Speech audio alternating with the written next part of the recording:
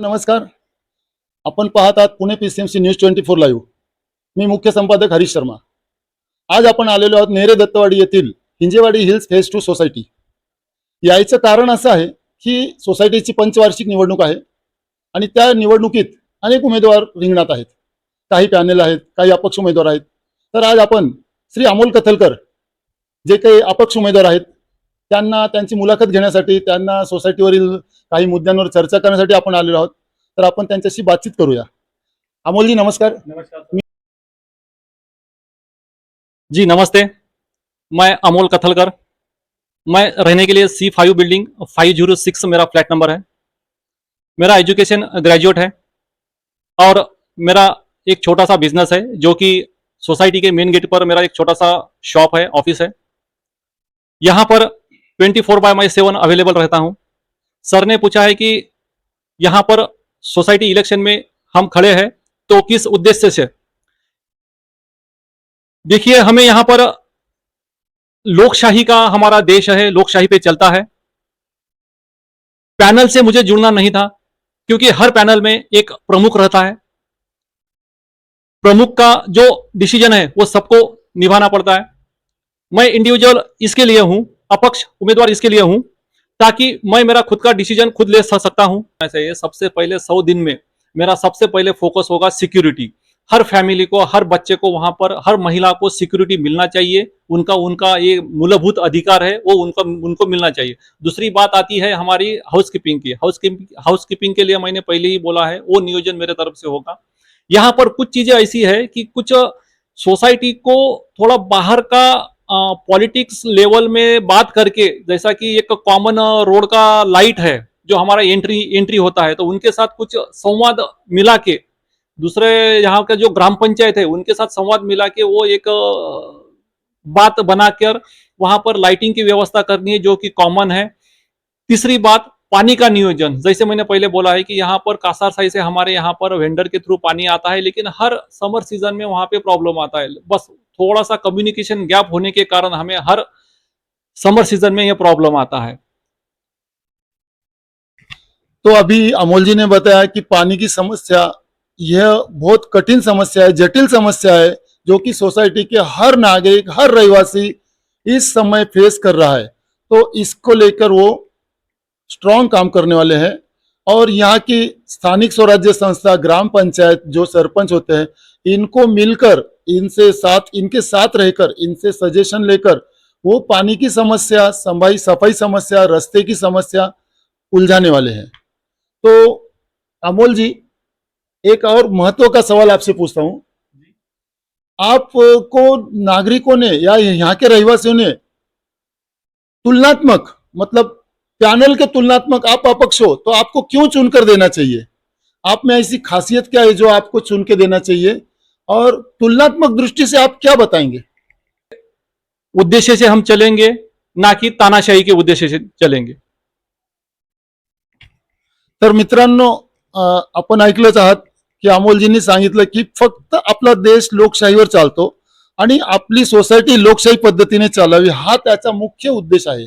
त्यामुळे ते अपक्ष कुठल्याही पॅनेलमध्ये न जाता अपक्षपणे निवडणूक लढवतात, हाच त्यांचा मुख्य हेतू आहे. तर अमोलजी, खूप चांगला विचार आहे आपले की लोकशाही, जे की भारत सरकार लोकशाही पद्धतीने चालते, तसं आपण सोसायटी लोकशाही पद्धतीने चालवावी, असे आपले महान विचार आहेत. दुसरं मला एक सांगा की सोसायटीमध्ये सध्या कोणत्या मोठ्या समस्या आहेत ज्यावर आपण लक्ष केंद्रित करणार आहात? प्रामुख्याने अगर आप देख रहे हैं सभी निवासी हिंजेवाड़ी हिल्स फेज 2 के, सबसे बड़ी समस्या हमें आज के डेट में सुरक्षा व्यवस्था है. कचरे का मूल्यमापन नहीं हो रहा है. एनवायरमेंट को इको फ्रेंडली हम वो नजर से नहीं देख रहे हैं. जब मेन रोड से हम गेट से अंदर एंट्री करते हैं तो सारा अंधेरा छाया हुआ रहता है.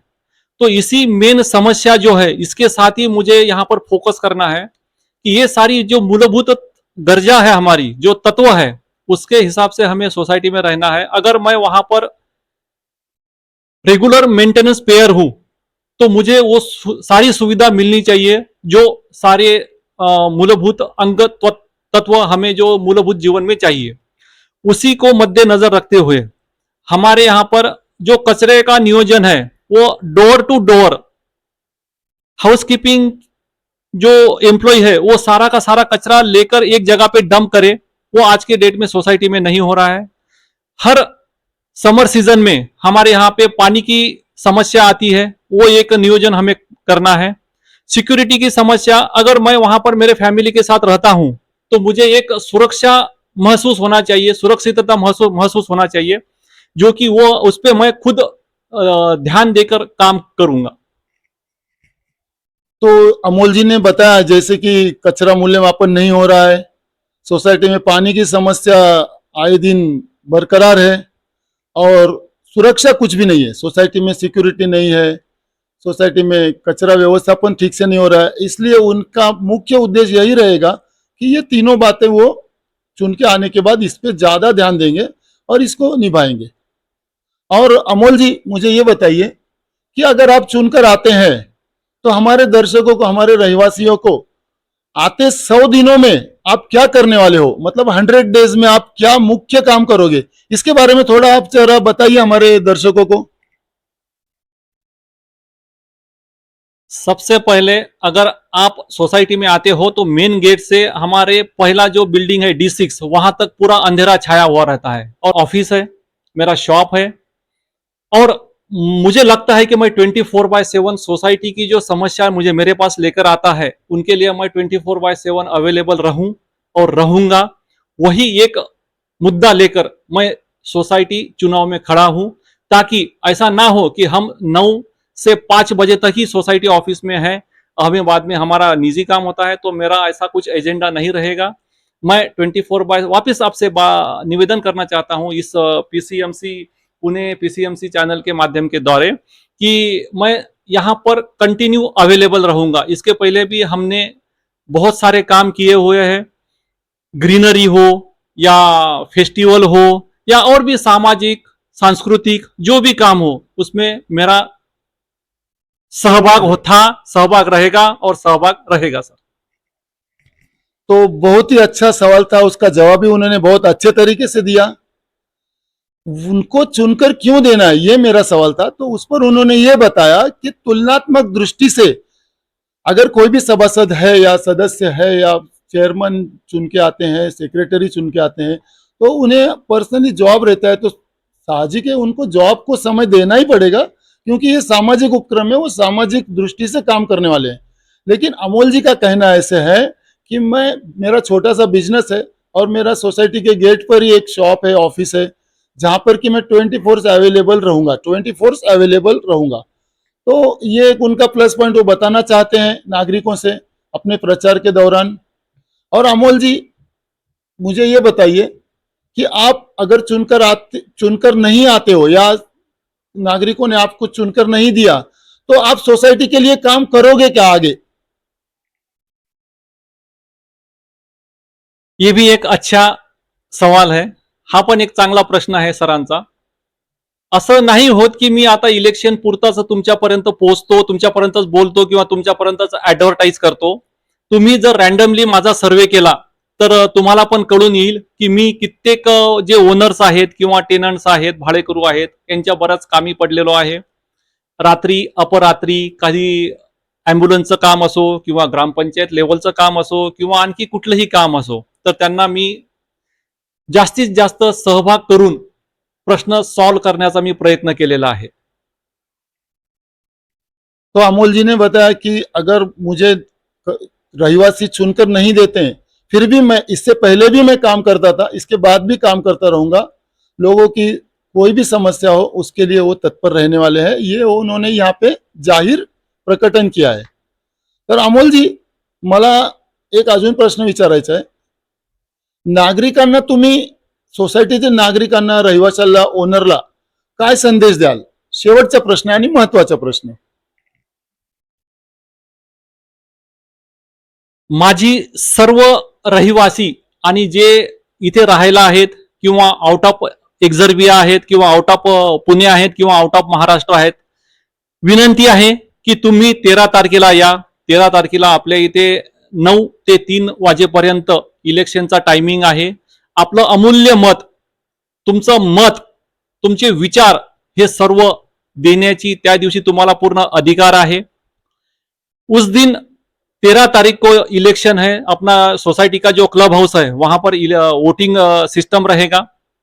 तो मेरा सबको विनती है, बाद में आप अगर ये कुछ सवाल लेके आएंगे कि ये नहीं हुआ, वो नहीं हुआ, ये उम्मीदवार चाहिए था, ऐसा आपको चांस नहीं मिलेगा. अभी आपके हाथ अमूल्य मतदान है, उसका वोटिंग का अधिकार है. 13 तारीख को आइए.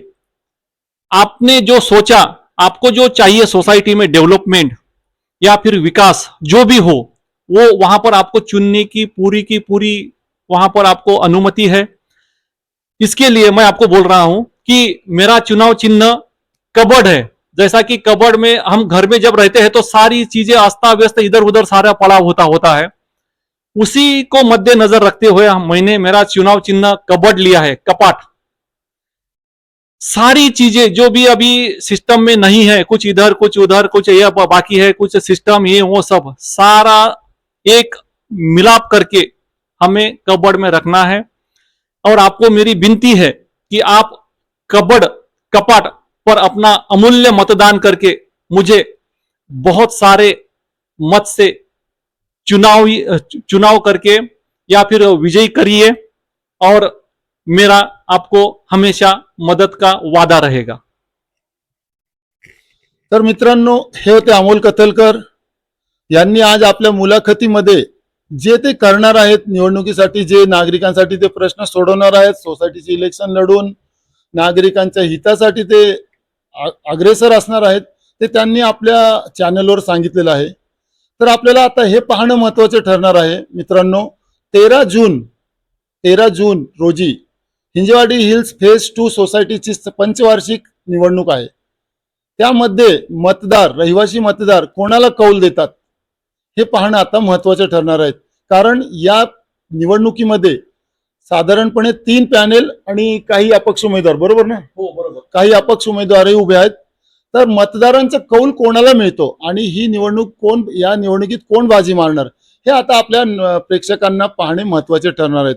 तर आपण पाहत आहात, मी हरीश शर्मा, पुणे PCMC न्यूज 24 आपण पाहत होता. काय आपल्याला बोलायचं आहे? यामध्ये एक सांगायचं विसरलो मी.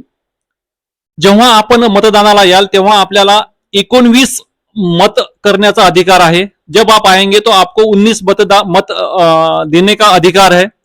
मेरा आपको यही कहना है, 3 पैनल सेपरेट है और मैं अपक्ष अकेला खड़ा हूं, जो कि मेरा चिन्ह कबर्ड है. एक मेरी विनती है आपको कि एक वोट आपका कबर्ड को दीजिए और बाकी आपकी इच्छा है उनको मतदान करिए. बस यही मेरा आपसे रिक्वेस्ट है. सर, एक मुझे शायरी बोलना था. जी सर. तो मुझे यह कहना था कि एक देश, एक सोसाइटी तभी महान बनती है जब सारे लोग एक जगह पे खड़े होते हैं. तो हमें वही करना है. सारे यहाँ पे प्रांत अलग हो सकता है, भाषा अलग हो सकती है, या फिर सारे लोगों के चीजें विचार सारा अलग अलग हो सकता है, लेकिन हमारी सोसाइटी तभी महान बनेगी ये सारे विचार एक जगह पे आए और विकास के मुद्दे पे बात करेंगे. धन्यवाद. खूप छान अमोलजी, आपले विचार खरंच खूप छान आहेत की सर्वांनी एकत्र यावे. निवडणुकीपुरता विरोध असावा, मात्र निवडणूक झाल्यानंतर सर्वांनी एकत्र मिळून काम करावे. कुठल्याही जातीचा, धर्माचा किंवा कुठल्याही गावातला नागरिक असो, इथला रहिवासी असो, सर्व धर्म समभावप्रमाणे आपली सोसायटीत आपण काम करूया. आणि खरंच खूप छान विचार आहेत अमोलजी तुमचे की सर्व नागरिकांनी एकत्र येऊन काम करावे. जेव्हा एक मूठ सगळे येतात तेव्हा त्याला म्हणतात वज्रमुठ, आणि वज्रमुठने जर काम केलं तर सोसायटीचा विकास, आर्थिक विकास, सर्वांगीण विकास नक्कीच साध्य होणार. तर मित्रांनो, आपण पाहत होता पुणे PCMC न्यूज 24 लाईव्ह.